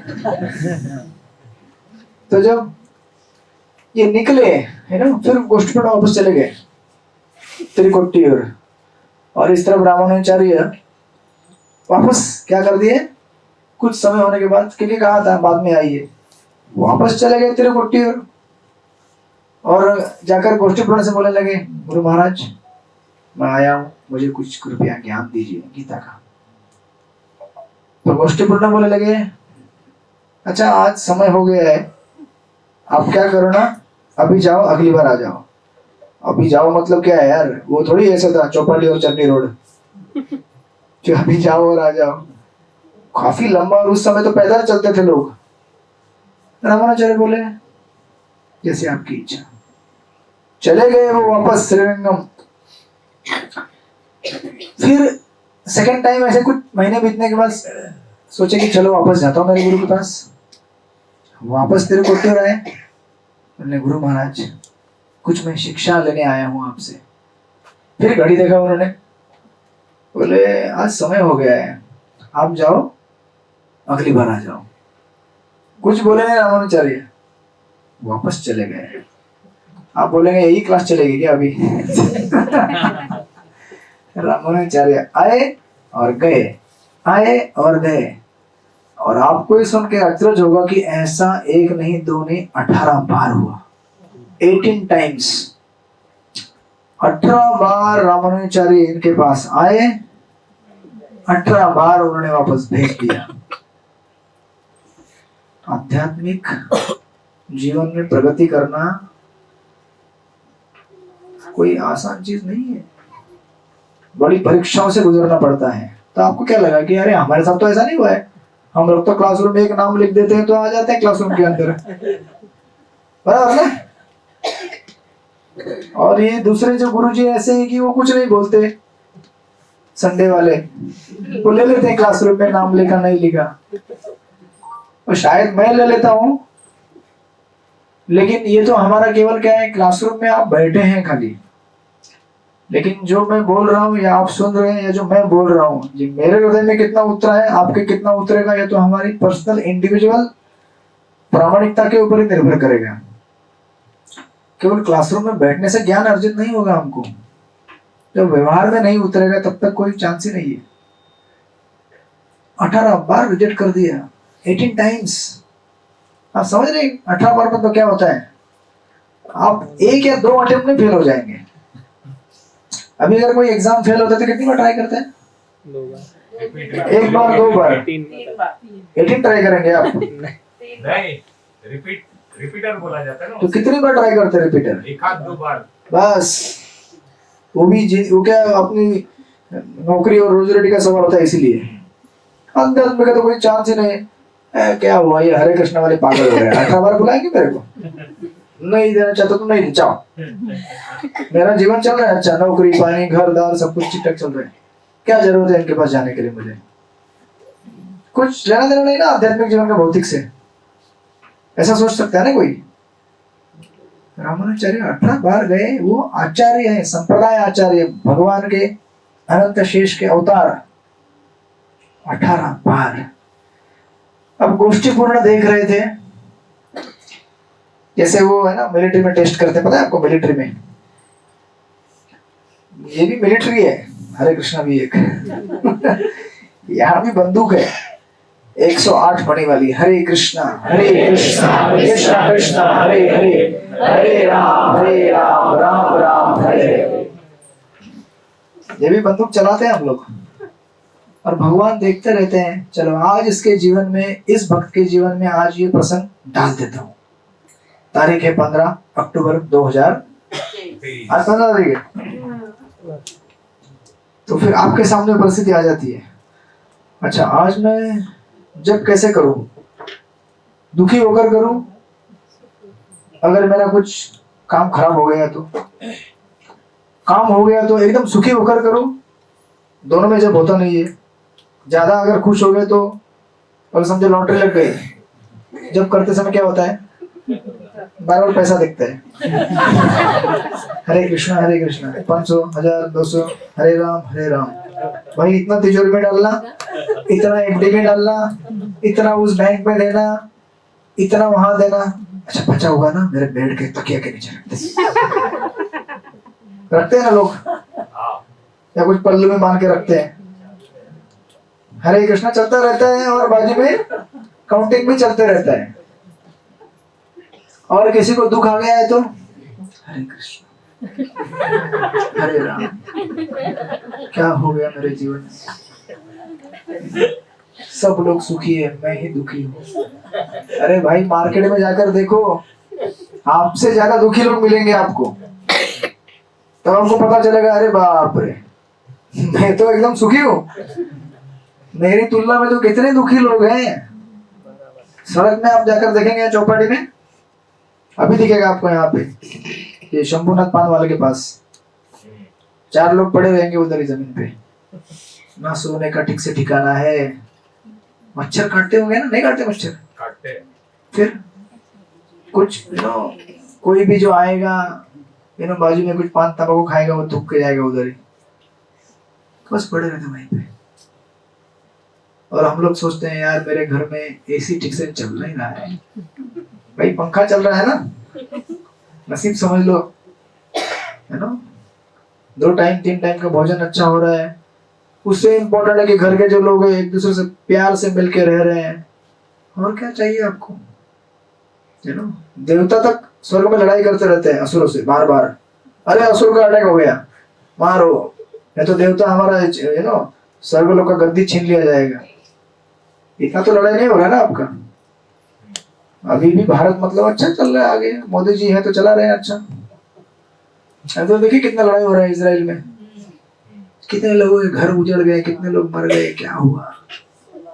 एक किसी का अगर एक युद्ध होता है तो उसमें पूरा एक जनरेशन गायब हो गया, बराबर ना। आप तो रियल एस्टेट वाली है, सोचिए कितने लोगों का प्रॉपर्टी क्या का मतलब पूरी जिंदगी बर्बाद हो गई। अब उनको उभरने के लिए मेहनत मौका ही नहीं है। अरे अगर किसी का एज अगर 40-50 हो गया और उसका सब कुछ खत्म हो गया, तबाह हो गया, क्या खड़ा करेगा। कितना कष्ट, कितना दुख, किसके कितने लोग मर गए, क्या हो गया, है ना। और हम लोग सोचते रहते हैं यार बहुत टेंशन है। 50 साल पीछे चला जाता है इकोनॉमी। 5 मिनट हो गया, 5 मिनट में क्लास हो जाएगा। तो भगवान क्या करते हैं, आज इस भक्त के जीवन में ये प्रसंग देना है, इसके जीवन में ये प्रसंग, इसके जीवन देखते हैं कितना पास होता है ना एवरी डे। अब जितना आप नम्र रह के उस स्थिति को स्वीकार करेंगे, ये समझ कर कि ये भगवान की कृपा है, मेरा कुछ नहीं है, दुख भी उनकी कृपा है। दुख इसलिए देते हैं भगवान ताकि हम लोग सीरियस हो जाएं, सुख इसलिए देते ताकि आपका टेस्टिंग हो सके। टेस्टिंग ऐसा ठक ठक करके, जैसे आप सोना चांदी वाले आप लोग हैं ना, चेक करते हैं ना घिस के उसको, ये डुप्लीकेट है, ओरिजिनल है या मीडियम मिक्स है, क्या है ये। बहुत अनुभव है। तो जब टेस्टिंग होता है तभी मालूम पड़ता है ना कि ये माल डुप्लीकेट है कि असली है।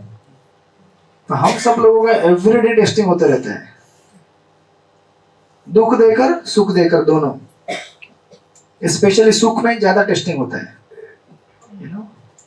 तब हम क्या करते हैं, ये हमें दिखाता है कि कितना हमने शिक्षा है ना आत्मसात करने का प्रयास किया है, भक्तों के साथ है ना भक्ति करने का प्रयास किया है। तो इस प्रकार हम देखेंगे अगली बार। गोष्ठीपूर्ण देख रहे थे कि रामानुजाचार्य का कहीं है ना धैर्य डावाडोल तो नहीं हो जाता। अभी 18 बार टेस्ट करने के बाद और क्या टेस्ट करेंगे यार, है ना। हम जैसे लोगों को तो एक दो बार में ही, एक दो के एक ही बार में, अरे ऐसे कैसे बोल दिया दीक्षा नहीं देंगे, हम दूसरे गुरु से लेंगे। इस्कॉन में बहुत सारे गुरु हैं, आपके मार्केट में आए हैं क्या? जैसे अगर किसी का कुछ बिगड़ जाता है, हमको नहीं चाहिए ये शादी, हम तोड़ देते हैं, तो आपने किया है क्यों? मजाक है क्या? आपने किसी के साथ अगर कुछ किसी को अगर जिम्मेदारी लिया है या दिया है, तो आपका वो लाइफ टाइम जिम्मेदारी है। उसी प्रकार आध्यात्मिक गुरु भी एक लाइफ टाइम जिम्मेदारी होती है। ऐसा नहीं कि आज ये अच्छा लगा, फिर आज ना मजा नहीं आया, दूसरा गुरु, तीसरा गुरु। आप मार्केट में थोड़ी घूमने के लिए आए हैं, राइट। तो ऐसा उनका टेस्टिंग हुआ 18 बार। फिर हम अगले संडे आप लोग आएंगे डांडिया खेलने के लिए, तो देखेंगे कि क्या होता है रामानुजाचार्य के साथ। ठीक है, हरे कृष्ण। आपका प्रश्न है, पूछिए। प्रभु जी, आज 2 मेंबर नहीं आए हैं। आज आते आते मीना माता जी को स्टेशन पे मिले, उन्होंने पूछा हमें आना है और वो आए भी।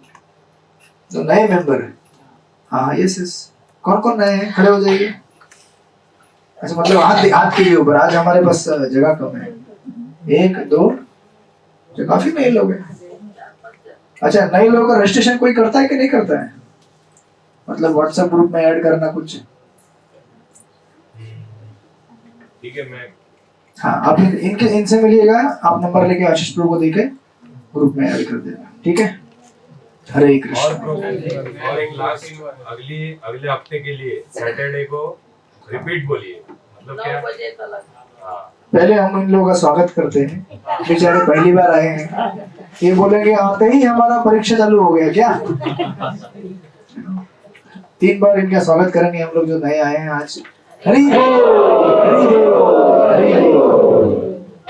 तो आप लोग पहले ही दिन में ऐसी हेवी क्लास से डरना मत। भक्ति मतलब प्रेम का आदान प्रदान है। ये हमारा प्रेम है आपके प्रति और आपका हमारे प्रति प्रेम आप दिखाएंगे आकर क्लास में। तो ठीक है, किसी का कोई प्रश्न है? भगवान ने बोला था भगवान ने टेस्ट नहीं करना है, तो टेस्ट क्यों किया? किसको? अच्छा, यही तो मामला है, यही तो असली मामला है ना। भगवान ने बोला नहीं करना, फिर भी गोष्ठी पूर्ण ने किया। क्यों? अभी देखिए, गोष्ठी पूर्ण के लिए रामानु श्री रंगनाथ दोनों के लिए समान है ना, गोष्ठी पूर्ण के लिए भी रामानुजाचार्य के भी। लेकिन भगवान अपने शुद्ध भक्तों के अधीन होते हैं। भले गोष्ठी पूर्ण को उन्होंने बोला नहीं करो, लेकिन गोष्ठी पूर्ण ने किया। क्यों? क्योंकि वो नहीं चाहते कि भगवान के पास ऐसा कोई व्यक्ति जाए जो उन्हें जाकर, इसलिए प्रभुपाद कहा करते थे कुछ भक्त कहते थे कि हमें भगवान की सेवा करनी है, भगवान की सेवा, भगवान या ऐसा करना वैसा करना है, वृंदावन जाना है, जाकर हमें भजन करना है अकेले में, हम इस्कॉन में सेवा नहीं करेंगे, भजन करेंगे। ऐसा आप देखें, हम भी इस अंदर सब गुण हमारे अंदर भी रहते हैं, वो प्रकट होंगे धीरे धीरे। सेवा आएगा बोलेंगे हमको खाली भजन करना है, भजन। अरे भजन करने के लायक बनोगे तो भजन करोगे ना पहले, तो प्रभुपाद कहते थे कि, और महाराज भी कई बार कहते हैं, कृष्ण देखना चाहते हैं कि आप उनके पास सेवा करने जा रहे हैं या उनको डिस्टर्ब करने जा रहे हैं। अगर हम शुद्ध नहीं हुए और अशुद्ध अवस्था में भगवत धाम गए तो क्या हो जाएगा? भगवान की लीला में डिस्टर्बेंस करेंगे ना हम लोग। भगवान रासलीला कर रहे हैं, हम बोलेंगे कृष्णा बाजू में हो जाओ, कृष्ण मैं हूं, ये गोपियां सब मेरी हैं, यही होगा ना। तो आपके रासलीला में क्या होता है? बाहर सब बन जाते हैं कृष्ण और सब बन जाती है राधा रानी, और पिक्चर के गाने चलते हैं, डंग डुंग डिंग डंग, क्या क्या चलता है। अरे बहुत हमने भी खेला है, ये मत समझना कि हम दूध के धुले हुए हैं। घाट घाट का पानी पीकर यहाँ पे आए हैं आज। घाट घाट मतलब असल घाट घाट का पानी। पूरा महाराष्ट्र के एकदम लोकल ग्रामीण गांव तक हम लोग है ना घूम घाम के पूरा। तो दांडिया मुझे पता है, इसलिए मैं पूछ रहा था कि आप लोग है क्या यहाँ पे क्लास में सेंटर को। तो खोपली वाले तो पहले सरेंडर कर दिए कि अरे हमको छोड़ दो, अभी हमको थोड़ा समय है शुद्ध भक्ति में आने के लिए, अगले साल तक हम आ जाएंगे, ये साल के लिए छोड़ दीजिए। मैं बोला ठीक है तथास्तु, माफ कर दिया। तो इसीलिए चेक करते रहते हैं। और ये जिम्मेदारी किसका है? भगवान के भक्तों की जिम्मेदारी है ना।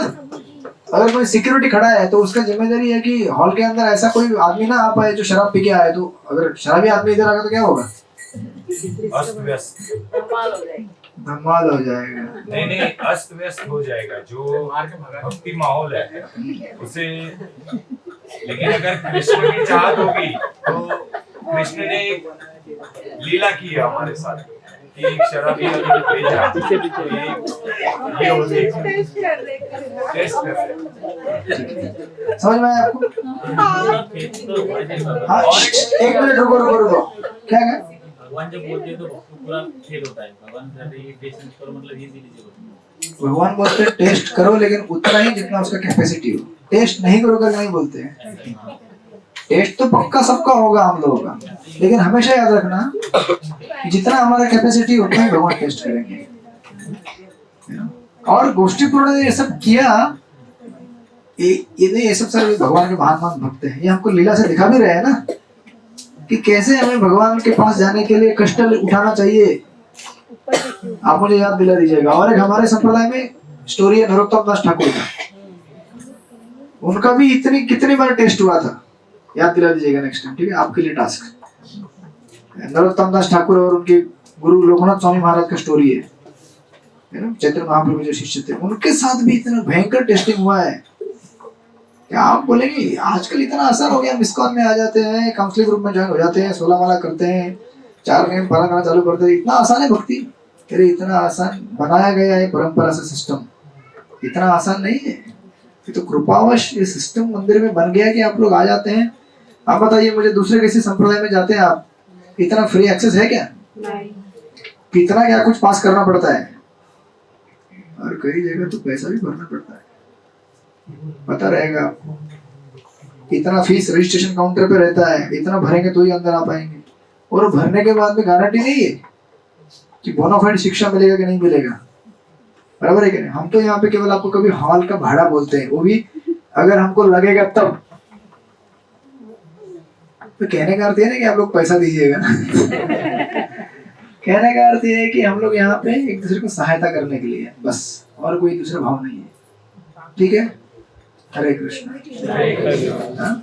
और प्रश्न है किसका? जयती माता जी अभी लास्ट 2-3 वीक से इधर मतलब ज्वाइन हुए हैं। उन्होंने माला लिया है, उनकी बेटी ने माला लिया है, जपा करना स्टार्ट किया है। उनको बहुत अच्छा लगता है क्लास में आने के लिए। कहाँ है ज्योति माता जी? अच्छा, हरे कृष्ण। माता जी के लिए हम लोग बोल सकते हैं एक बार, इसी प्रकार दिन दुगुनी रात चौगुनी उनकी भक्ति बढ़ते जाए, उनकी माला बढ़ती जाए। और अगले संडे को दांडिया खेलने के लिए जरूर आइएगा, ठीक है ना? एक मुझे मतलब आज भगवान की मैंने मतलब थोड़ा मतलब ये हुआ है, भगवान मैं रोया एक्चुअली अभी थोड़ी देर पहले। मैं लाने गया था मुर्दंग, लेकिन एक बोलते हैं ना, एक भगवान ने थोड़ा रुला दिया था। फिर अचानक से मेरे हाथ में ब्रह्मचारी जी ने, नाम नहीं लूंगा उनका, अपने आप महाप्रसाद दिया और ये तुलसी भी आया उसमें। मतलब एक मैं तो भगवान अगर रुला भी देते हैं तो प्रसाद भी देते हैं। तो रो मत ले, प्रसाद ले ले। चॉकलेट दे दिया। हाँ, बच्चे को चॉकलेट दे दिया। बच्चा नहीं है वो, जवान है। और भगवान के लिए तो बच्चा है। भगवान के सामने मैं बच्चे नहीं हूँ, एक बोलते ना, एक मच्छर हो। एक पत्थर का एक अंश हूँ, हल्का सा उनके पैर के नीचे का। मैं जब भी नहीं रहूंगा क्लास में तो आप पक्का इनको बुलाइएगा, ठीक है? ठीक है, हरे कृष्ण। तो अभी हम लोग थोड़ा नाम संकीर्तन कर लेते हैं, उसके बाद आप सब लोग प्रसाद पाइएगा। हरे कृष्ण। श्रील प्रभुपाद की श्रीपाद रामानुजाचार्य की नहीं, अभी तो वो चले गए, कीर्तन कर सकते हैं हम लोग।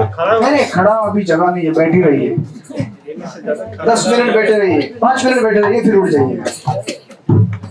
उठ जाएंगे तो आप लोग बिखर जाते हैं, फिर कोई कीर्तन नहीं करता है, इसलिए। जबकि मेन दवाई तो अभी है, लेकिन क्या करें, हमारा समय ही ऐसा रहता है। हरे कृष्ण। जय श्री कृष्ण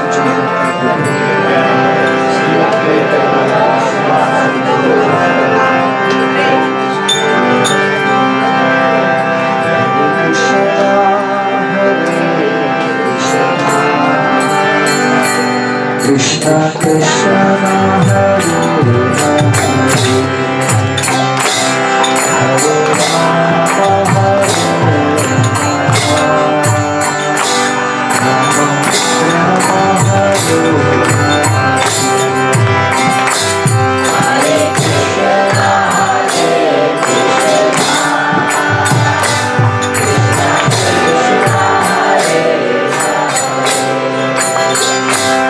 हरे राम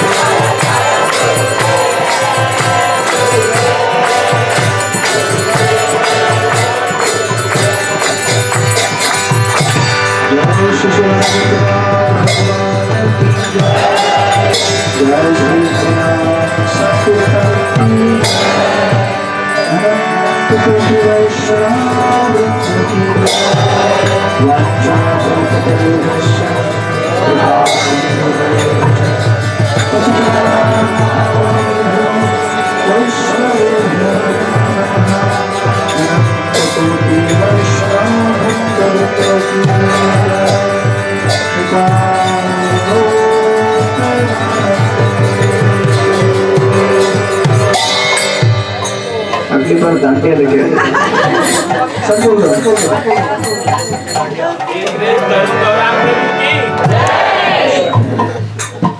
महाप्रसाद गोविंदे ब्राह्मणे वैष्णवे स्वल्पपुण्यवतम राजन् विश्वासो नैव जायते शरीरा विद्याजा जड़ेन्द्रियता ही काल सर्वे फैले विषय सागरे मध्ये जगाति लोभ माया सुदुर्मति ढाक देता कठिन संसारे कृष्ण बड़ा दयामय परिवारे जीव जाए प्रसादन भीलो भाई श्रेष्ठ पाओ श्री श्री राधा कृष्ण कोसी चैतन्य निताय जय निताय श्री कृष्ण चैतन्य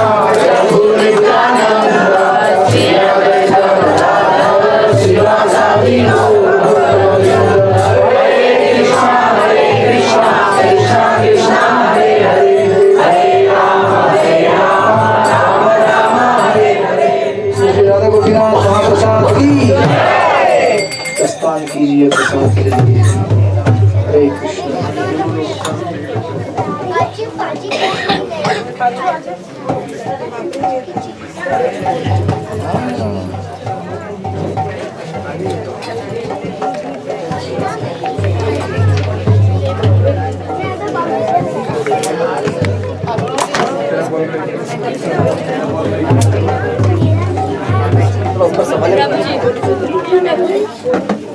एक माता जी आई है एमपी से, उनके ना पति ऑफ हो गए तो उनके लिए जरा प्रार्थना करना था।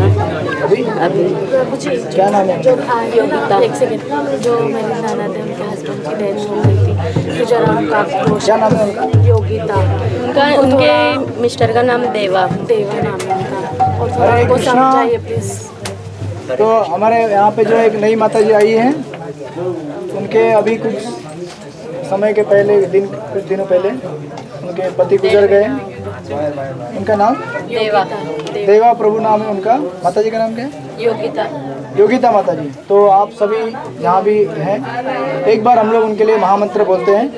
हरे कृष्णा कृष्णा कृष्णा हरे हरे, हरे राम राम राम हरे हरे। आप सभी प्रार्थना कीजिए कि उनके लिए सब शुभ मंगल हो। हरे कृष्ण।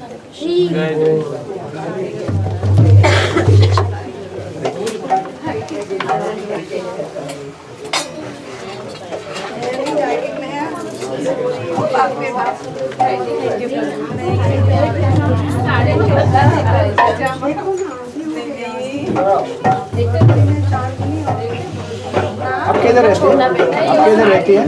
प्रभु जी, दादा के 3 बच्चे हैं, एमपी इंदौर से आए हैं, अभी 1.5 महीने हुए। आप किधर रहते हैं? हाँ, इंदौर की ननद है। इंदौर? अच्छा, इंदौर में रहते हैं आप। तो अभी बॉम्बे आए हैं? 40 दिन के बाद मतलब होता है ना, तो फिर मायका आना पड़ता है ना, तो वो यहाँ पर आए। इसके पहले भी आए थे, तो आपको उनको बहुत अच्छा लगा आपका कीर्तन भक्ति, तो वो मिस करते रहते हैं हमेशा। तो अभी उनको साथ में लेकर आए कि आज चलो करके। थोड़ा बहुत उदास है, नर्वस है, थोड़ा उनको भगवान के लिए प्रेम जगाइए उनके मन में, थोड़ा नर्वस है। भगवान पे से भरोसा उठ गया प्रभु जी। बहुत उदास है वो। तो मैं चाहती हूँ कि वो भक्ति में जुड़ जाए, में लगे, मतलब हम लोग चाहते हैं कि वो कृष्णा की भक्ति में लग जाए।